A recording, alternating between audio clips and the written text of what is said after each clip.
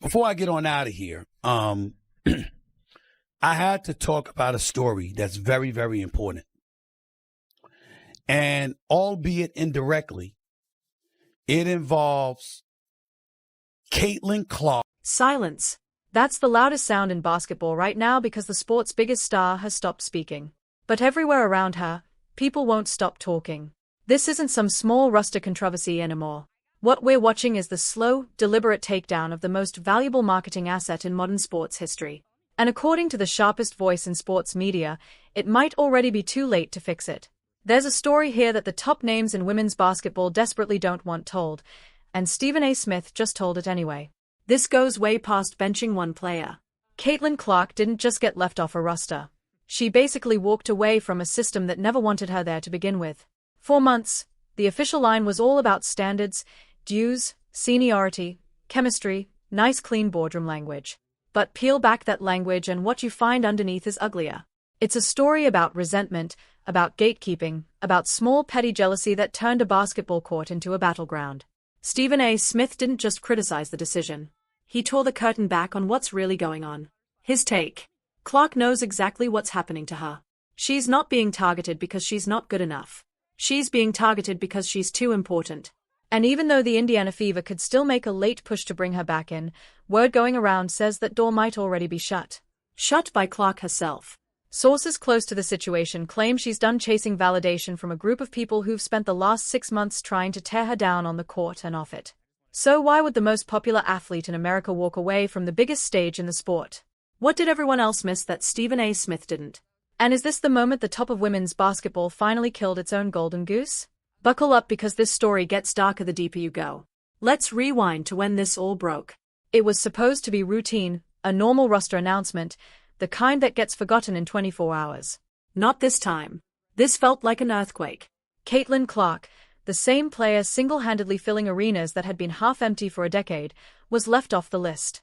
And the reaction wasn't confusion, it was outrage. The committee's explanation barely held together.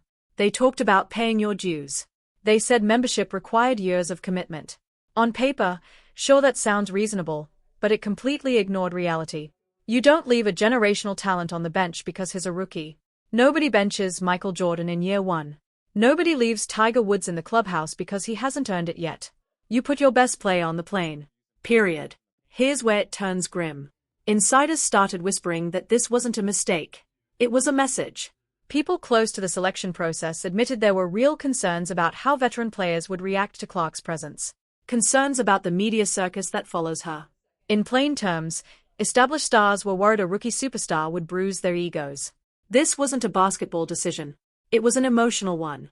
Comfort for the veterans got prioritized over growing the entire sport. And that's exactly where Stephen A. Smith drew his line. Except his comments went further than criticism. He called it sabotage. Smith is no stranger to blunt takes, but this felt personal. He essentially called the decision reckless on national television, then broke down exactly why. His logic was simple. Basketball at this level is a television product. Every 4 years, casual viewers tune in for events they'd normally ignore. Women's basketball has fought for that kind of attention for years, and suddenly one player was pulling in millions of new eyes. Leave her home and you leave those millions of casual fans behind, too. The one setting reminders for a random Tuesday night game they'd never have cared about otherwise. Smith called it a marketing disaster. He pointed out that winning isn't even the concern here. This team wins regardless of who's on the floor. Their advantage over the rest of the league is so massive they could field a college roster and still compete. The real goal should have been growing the game and expanding its reach. Instead, by cutting Clark, the gatekeepers proved their own hierarchy mattered more to them than the league's future. Smith didn't just call it a mistake. He called it borderline malicious. They didn't miss an opportunity. They rejected one on purpose. And according to Smith, Clark isn't going to forget this. Word is her camp is quietly noting every person who stayed silent while this played out.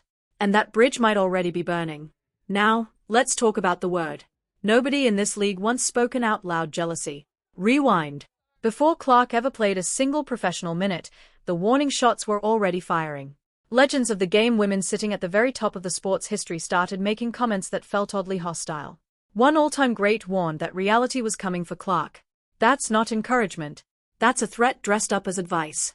Another legend publicly downplayed Clark's college dominance, suggesting it only came from taking an absurd number of shots per game. Why did established stars feel the need to diminish a 22-year-old before she'd even stepped on a professional court? The theory Smith keeps circling back to his resentment. These veterans played in half-empty gyms. They flew coach. They fought for respect and got paid a fraction of what stars in men's leagues make. Now, an Iowa kid who hadn't played a single pro game had sold-out crowds, private travel, and a multimillion-dollar shoe deal waiting for her. Jealousy is human, but in professional sports, veterans usually embrace the rookie who brings the money. Golfers didn't resent Tiger Woods for changing their sport. His popularity doubled their prize money, and they knew it. In this case, the reaction has gone the opposite direction. It's like she's being punished for being popular. Honestly, given the toxicity in that locker room, Clark might be relieved she's not walking into it. And the hostility didn't stay in press conferences. It showed up on the court. This is where the story stops being drama and starts becoming genuinely dangerous. If you've watched the games, you've seen it. Clark isn't just getting physical defense. She's getting hit in ways that have nothing to do with basketball. Remember the hip check that sent her to the floor before the ball was even live? A cheap shot followed by a slur, then a shove to the ground. No real punishment came down. No veterans rushed to defend her.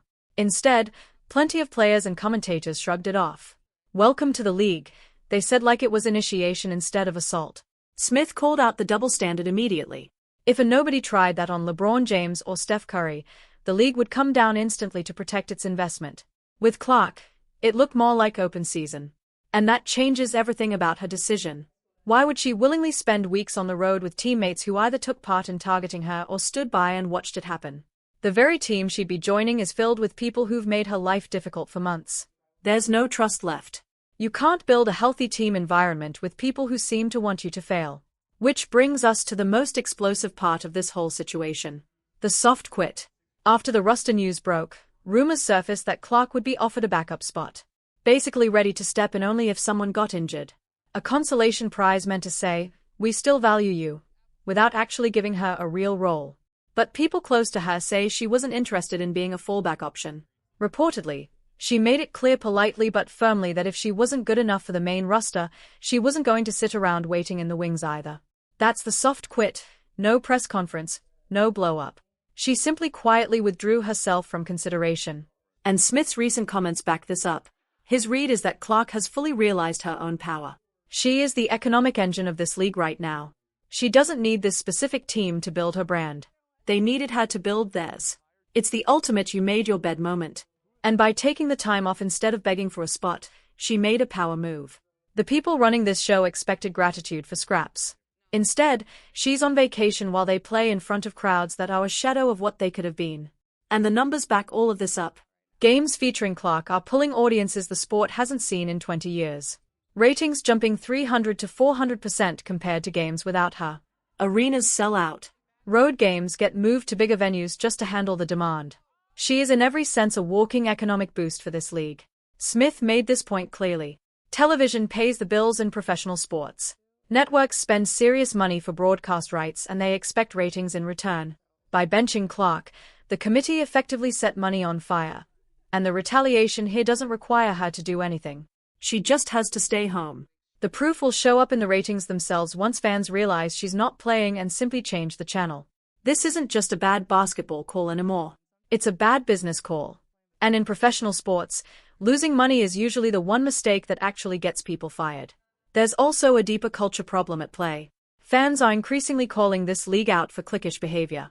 An insider circle with unofficial initiation rules. This is a tight-knit group that's played together for years, trained together overseas, grinded through the hard years together. Clark represents something new. She represents the casual fan, the outsider, and it seems like insiders resent that. It shows up constantly online with longtime fans getting brushed off in favor of comments demanding attention be spread around more fairly.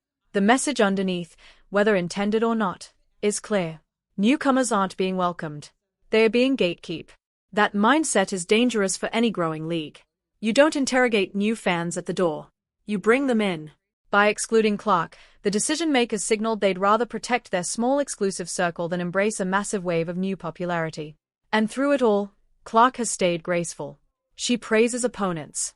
She spends hours signing autographs for fans. The more professional she acts, the more the league's internal pettiness stands out by comparison.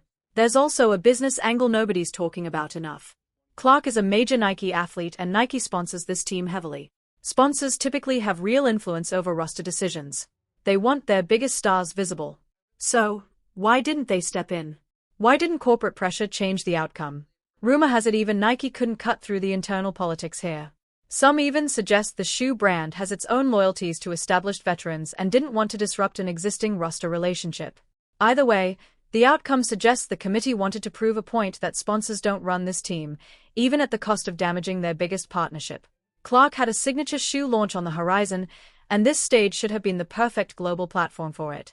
That opportunity is gone now, and it's just one more example of how badly this entire process was mishandled. We also can't ignore the uncomfortable racial layer to this conversation, even though it deserves care. Clark is white in a league that is majority black. Some players and fans argue the media attention Clark receives reflects a long well-documented pattern of white athletes getting more coverage and grace than black athletes of similar skill. That's a legitimate real conversation in sports history. But in this specific case, it's also been used as a weapon in online arguments, especially by players who've clashed with Clark since her college days. When the in-court incident happened, social media split almost instantly along racial lines. Smith, who has never avoided discussing race in sports, has handled this carefully, acknowledging the historical pattern is real, while still pointing out that in this case, the numbers speak for themselves. Her popularity isn't only about her race. It's about her game. The deep shooting range, the highlight reel plays the same kind of wow factor that made a guy like Steph Curry a global name. But there's no denying the tension underneath all of it. And if Clark genuinely believes part of her exclusion is tied to that tension, it puts her in an impossible position. Criticized if she speaks up, criticized if she stays silent. Taking a month away from the spotlight might be exactly what she needs right now for her own peace of mind. Then there's the head coach who also coaches another team in the league. Someone who was making comments that seemed to downplay Clark's popularity before the season even started, complaining about the broadcast schedule favoring her games. Think about that for a second. How comfortable can a player feel under a coach who's publicly grumbling about her getting too much TV time? Smith flagged this as an obvious conflict of interest. The very person deciding the roster had already shown bias against the hype surrounding Clark. When asked directly about leaving her off, the response was cold, short, and dismissive. No real explanation, just a shrug. That's not leadership. Good coaches know how to balance rookie talent with veteran experience. Instead, it looks like the easy road was taken here. Keep the vets happy, sideline the rookie, and in doing so, this coach may have failed the first real leadership test of a new era in the sport. And let's not underestimate what it means to be offered a backup role. Traveling, training, never actually playing unless someone gets hurt. That's the deal. For a player of Clark's level, essentially the face of the entire sport, being offered that role is close to insulting.